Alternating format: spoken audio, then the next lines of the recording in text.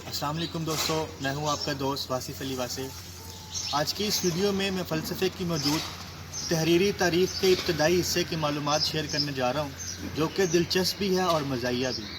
अगरचे फ़िक्र इंसानी का सफ़र पैदाइश आदम अलैहिस्सलाम से शुरू हो गया था, लेकिन हमें जो फ़लसफ़े का पहला तहरीरी रिकॉर्ड मिलता है वो 800 BC में होमर और हिसोइड की कुछ तारीफ़ की सूरत में मिलता है। और ये दौर तकरीबन 800 BC से 500 BC तक का रहा है, जिसमें हमें कदीम यूनानियों के नज़रियात के मुतालिक दिलचस्प मालूमात हासिल होती हैं। दोस्तों, कदीम यूनानी तहज़ीब में सदियों तक देवताओं को माना जाता रहा और इस तसव्वुर को नस्ल दर नस्ल मुंतकिल किया गया। उनका ये तसव्वुर था कि इस कायनात में जो कुछ भी वक़ू पज़ीर है, हर काम का एक अलग अलग देवता और हर एक एक देवी है। मसलन सूरज का अलग है, बारिश का अलग है, मौत का अलग है, ज़िंदगी का अलग है। मसलन हर काम के लिए मुख्तलिफ देवता और देवी जो उसको सर अंजाम देते हैं। इसी में अगर चंद देवताओं की बात की जाए तो ज़्यूस, जो कि सबसे बड़ा देवता है, उसको आसमान का हाकिम माना जाता है। अपोलो, जो कि सूरज, मुस्तकिल बीनी, मौसीकी, शायरी और तिब का देवता माना जाता है। एथीन, जो कि दानिश और फ़नून की देवी कहलाई जाती है। इसी तरह डायनासोर्स, जो शबाब और शराब का देवता माना जाता है। इसी तरह इन देवताओं और देवियों की खासियत की बात की जाए तो ये बिल्कुल वैशी जानवरों और इंसानों की तरह है। मतलब लड़ते हैं, झगड़ते हैं, बुग़्ज़ रखते हैं, हसद करते हैं। और इनकी अगर तारीख़ का मुताला करें तो इनमें बहुत ज़्यादा खूनरेज़ी और झगड़े पाए जाते हैं। तो इसी में एक दिलचस्प वाक़या आपसे शेयर करूँगा, जिसे द ले ऑफ थराइम में भी बयान किया गया है कि थोर, जो कि ओदन देवता और फ्रीहा देवी का बेटा था, लोग उसको ज़रखेज़ी का देवता समझते थे और समझते थे कि जब थोड़ा थोड़ा घुमाता है तो बादल गरजते हैं, बिजली चमकती है और बारिश होती है, जिससे ज़मीनों और खेतों में ज़रखेज़ी पैदा होती है।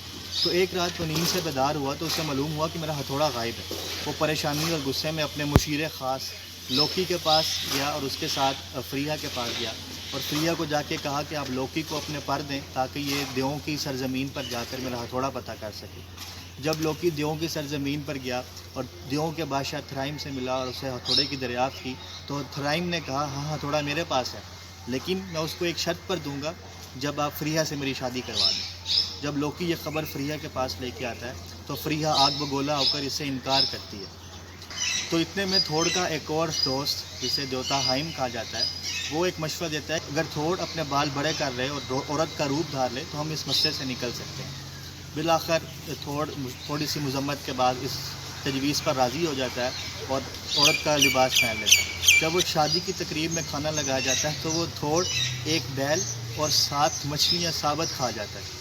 लोग हैरानगी से पूछते हैं। उसका दोस्त लोकी ये बताता है कि इस देवी को, यानी कि थोड़ को, इस सरज़मीन पे आने का इतना इश्तियाक था कि इसने हफ्ते से कुछ खाया ही नहीं। इसी तरह जब दूल्हा उसका घूंघट उठा कर उसको देखता है तो इतनी खौफनाक शक्ल नज़र आती है। तो इस पर भी लोकी यही कहता है कि इस दुल्हन को इस सरज़मीन पे आने का इतना इश्तियाक था कि ये हफ्ता सोई नहीं। तो वो इस बात पर यकीन करके हथौड़ा मंगवाता है और उसको वापस करता है। जब वो उसको वापस करता है तो थोड़ फौरी अपना गेटअप उतारता है और हथौड़े से उसको मार कर उसके साथियों को मारता है। तो इस तरह कदीम यूनानियों के ख़्याल में नेकी जो है वो बदी पर गालिब आ जाती है। तो दोस्तों, मेरी ऑब्जर्वेशन के मुताबिक फ़लसफ़े को समझने के लिए हमें ग्रीक मैथोलॉजी की अहमियत का अंदाज़ा भी लगाना चाहिए। इसमें कोई शक नहीं कि देवी और देवताओं की ये कहानियाँ उलट-पलट किस्म के किस्से कहानियों पर मुश्तमिल है, लेकिन इनकी अपनी एक फ़नी, इल्मी और सकाफ़ती हैसियत है, जिसे माहिरीन नफ्सियात व उमरानियात भी तस्लीम करते हैं और फ़िलासफ़र्स भी इसको तस्लीम किए बगैर नहीं रह सकते, क्योंकि फ़लसफ़ा यकदम मार्ज़ वजूद में नहीं आ गया। इसके पीछे इसी ग्रीक मैथोलॉजी के असरात काफ़ी अरसे तक कायम रहे। तो दोस्तों, इंशाल्लाह अगली वीडियो में मुलाकात होगी, जिसमें मैं इसी नावल्स में मौजूद अर्ली ग्रीक फ़िलासफ़ी के मुतालिक कुछ मालूमात शेयर करूँगा। तब तक के लिए आप इस वीडियो में कमेंट करें और अपनी कीमती राय का इज़हार भी करें, ताकि ये सिलसिला हमारे लिए एक फ़ायदेमंद साबित हो। अपना ख्याल रखें। अल्लाह हाफ़िज़।